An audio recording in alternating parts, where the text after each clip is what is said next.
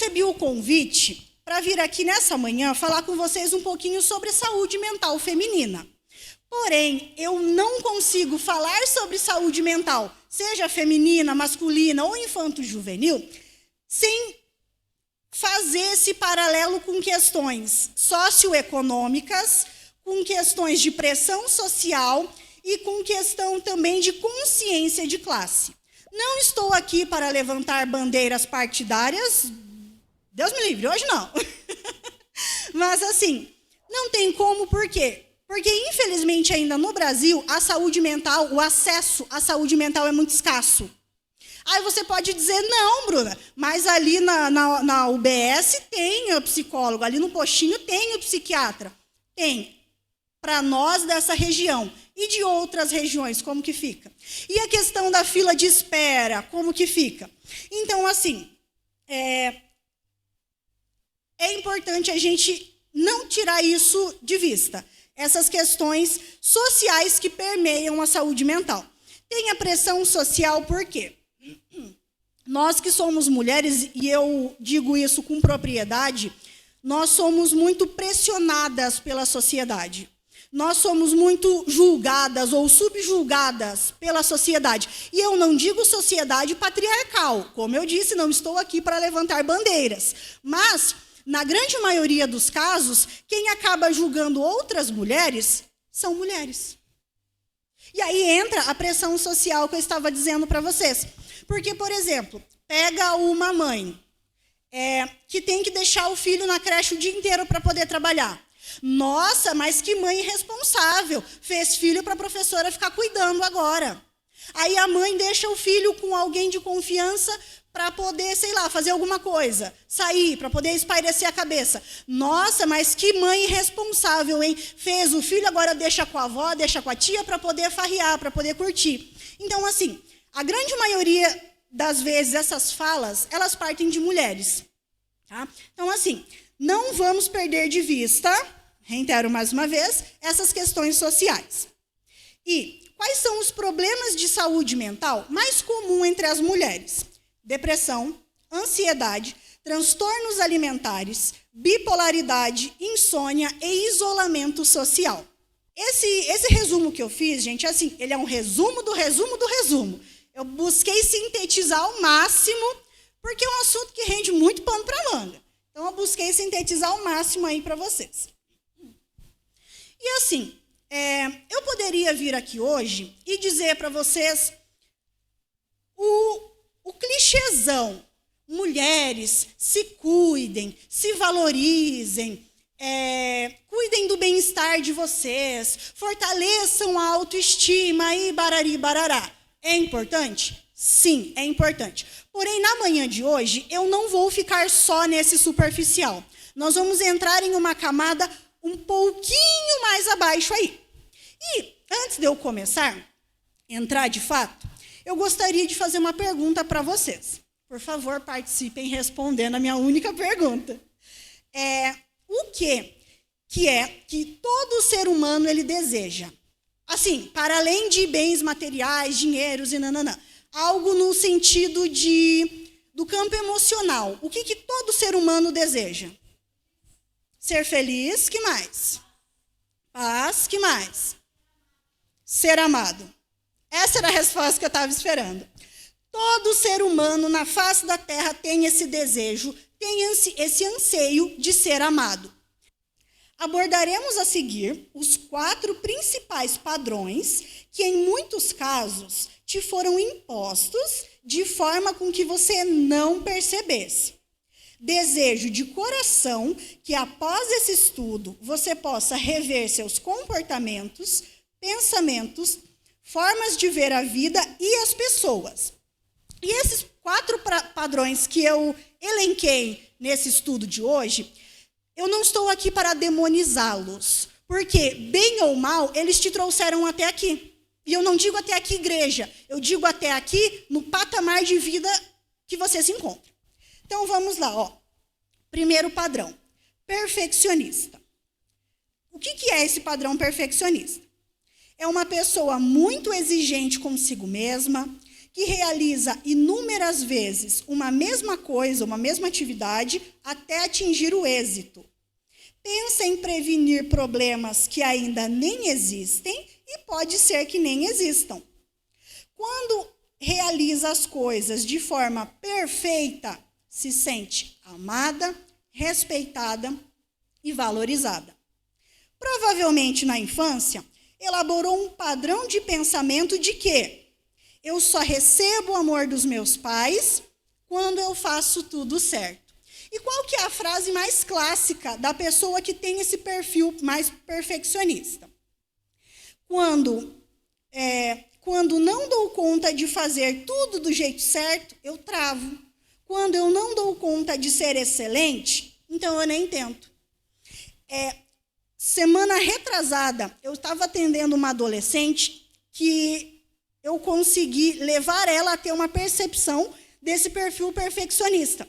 E assim, uma frase que ela ouviu a infância inteira foi: se vai fazer mal feito, então nem faça.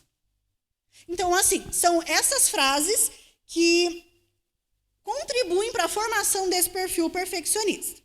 Agora vamos para o próximo, que eu acredito que muitas irão se identificar com os próximos 3 a seguir.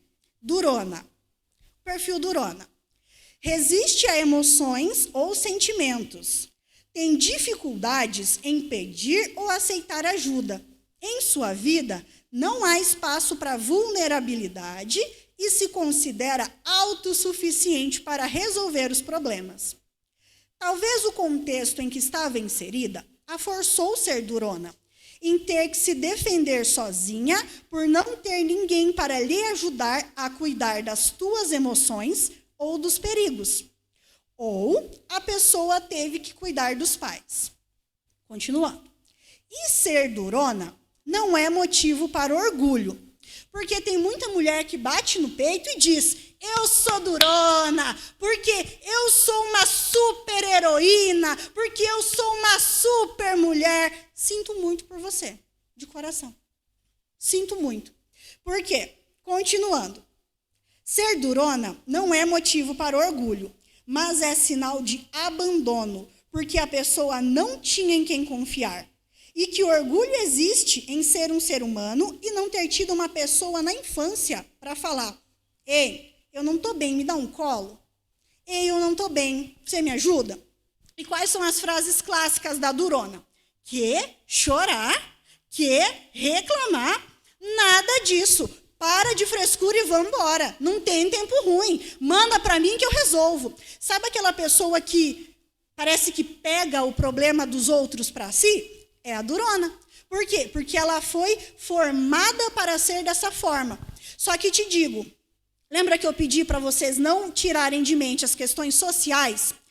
Tem a durona que foi socialmente formada dessa forma, por quê?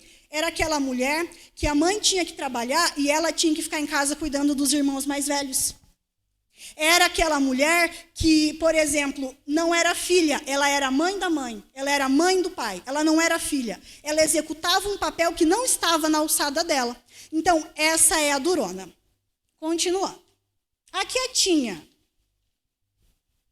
é aquela pessoa que não se mexe, que espera as coisas virem até ela, que é extremamente tímida e, quando criança, era exemplo para as outras por ser comportada, quietinha e não incomodar ninguém, mas que teve que se obrigar a caber em uma caixinha para não desagradar os outros, quando, na realidade, gostaria de ser extrovertida, de cantar, de pular, de dançar, de se expor, mas não consegue porque tem que permanecer retraída para não desagradar os outros. E qual que é a frase clássica da quietinha? Quietinha, eu não sou notada, passo despercebida, não vou incomodar ninguém e fico só no meu canto, porque é dessa forma que eu fui ensinada a me comportar. Continuando aqui a boazinha.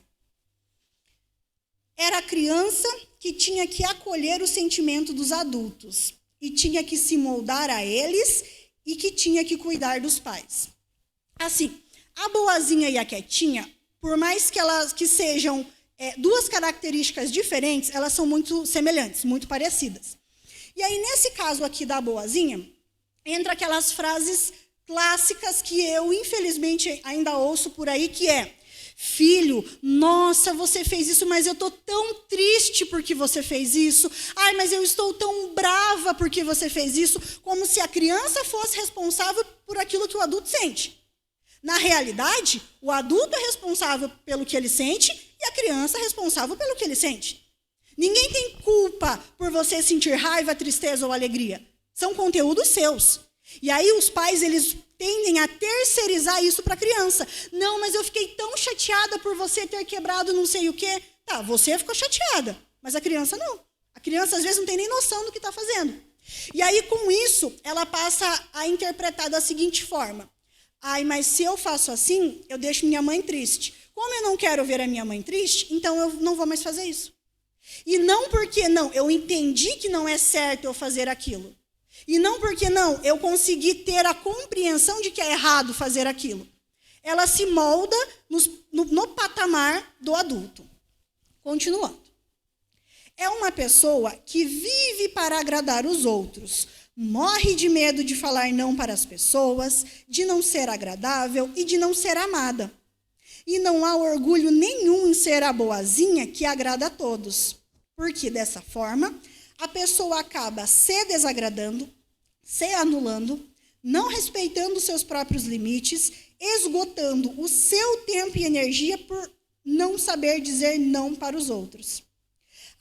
As pessoas com esse padrão vivem atrás da aprovação alheia e acreditam que ela virá, no caso a aprovação, se elas forem amáveis e compreensivas com todos o tempo todo. E aí a frase característica da boazinha é: se eu não fizer tudo o que me pedem e se eu não for a pessoa legal e querida, não irão me amar ou gostar de mim. Então, assim, retomando a pergunta que eu fiz para vocês, o que as pessoas, todos os seres humanos querem? Ser amados. Então, assim, tanto a perfeccionista, como a boazinha, como a quietinha, como a durona, o que elas querem? Ser amados. E daí a pergunta é: tiveram isso? Não. Por culpa dos pais? Não, eu já vou entrar nesse assunto. E aí você pode se perguntar: tá, Bruna, beleza. E o que tudo isso aí tem a ver com saúde mental? Último parágrafo. E hoje, a perfeccionista apresenta quadros de ansiedade patológica. E aqui eu escrevi ansiedade patológica por quê? Porque, assim, a ansiedade em si, ela não é vilã de ninguém. Muito pelo contrário, ela é benéfica para o ser humano. Porque todas as pessoas sentem medo, raiva, tristeza, alegria, nojinho e têm ansiedade. Só que, a partir do momento em que a ansiedade ela te controla, ela passa a ser patológica. Continuando. E hoje a perfeccionista apresenta quadros de ansiedade patológica porque pensa demais em ser perfeita e lá no futuro. A boazinha e a quietinha apresentam ansiedade e ou depressão por terem dificuldades em externalizar o que sentem e terem medo de desagradar os outros. E a durona, com depressão e pânico, por ter que dar conta de tudo sozinha e não poder contar com ninguém. Então, ela leva o mundo nas costas. Ou seja, a pessoa ela passa a vida inteira engolindo choro, raiva, estresse, medo, insegurança, e aí depois não sabe o porquê, está com insônia, dor pelo corpo, depressão, tem crises de ansiedade, doenças, enxaquecas, e segue a lista. E tudo isso por quê? Porque o nosso corpo, ele fala. Só que agora pensa comigo, se uma criança ela não foi ensinada a ser amada, você acha que ela vai ser ensinada a prestar atenção nos sinais que o corpo dela dá? Não vai, gente. É aquilo, a conta não fecha. E assim, o maior problema de tudo é que essas armaduras, essas características, elas não ficam somente conosco. Porque assim, Deus, ele nos criou com o dom de gerar uma vida. Gerar vidas, não só uma, mas várias, né? De gerar vidas. Então, assim, se eu tenho, sei lá, vamos pegar aqui o perfil da durona. Se eu tenho o perfil da durona, qual é a probabilidade de eu fazer com que a minha criança se encaixe também nesse perfil de durona? Gigantesca. Por quê? Porque é dessa forma que eu sei me comportar, é dessa forma que eu sei agir. E assim, eu fiz questão de colocar essas duas últimas linhas em letra maiúscula e em negrito, para que vocês possam entender. Os seus pais, eles não são culpados por você ter esses padrões de comportamentos e pensamentos. Por quê? Como será que foi a criação da tua avó? Como será que foi a criação da sua mãe? Tudo isso vem se arrastando.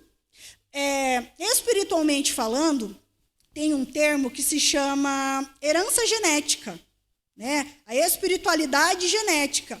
E, humanamente falando, comportamentos, eles são aprendidos. Comportamentos não são herdados. A criança, ela não nasce tendo medo de aranha. Ela passa a desenvolver esse medo de aranha a partir de uma resposta do adulto. Por exemplo, isso é real, assim, eu tenho medo de aranha. Então, assim, para o meu filho, Rafael, ter medo de aranha é 2 palitos. Porque se eu ver uma aranha marrom ali, eu falar, meu Deus, tem uma aranha, nanana, eu vou estar gerando na criança o gatilho de quê? Associação, aranha, perigo. Então, qual é a probabilidade dele ter medo de aranha se eu me comportar dessa forma? Gigantesca.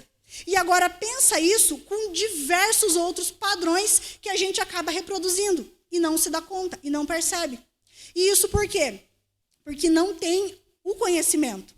A Bíblia, como eu disse, eu não consigo falar sem citar a Bíblia, ela é muito clara quando ela diz, e conhecereis a verdade, e a verdade vos libertará. Então, assim, se você começa a ter consciência das coisas, a probabilidade de você modificar o seu comportamento é gigantesca.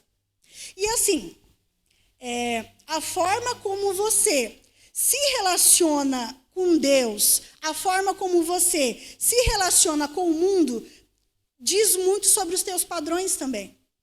Porque, por exemplo, se eu tenho o perfil da boazinha, vamos pegar aqui o da boazinha. Se eu tenho o perfil da boazinha, e aí eu faço alguma coisa errada. Nossa, mas Deus não vai gostar do que eu fiz isso, mas Deus vai me castigar, porque Deus se afastou de mim. Puxa vida, e agora eu sinto que Deus está longe de mim. Quando na realidade Deus está no mesmo lugar. Está tudo aqui. E a tua mente, ela tem o poder de fazer você imaginar coisas que não existem.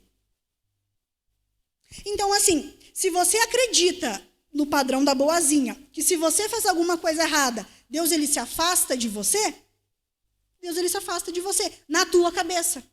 Deus, o ser, realmente se afasta? Não. Mas dentro da tua cabeça, isso acaba se tornando real. Assim como se você tem o perfil da durona, e você, não, porque, como assim amor de Deus? Que negócio é esse que a irmã Josi está falando de que eu sou amada? Eu não consigo sentir isso. Por quê? Porque não foi ensinada. Tem essa couraça, tem essa casca, tem essa dificuldade. E aí aquilo também. Não, porque Deus é pai. A minha primeira referência de pai não foi bacana, não foi adequada. Então, pai terreno aqui, né? Então eu acabo associando o quê?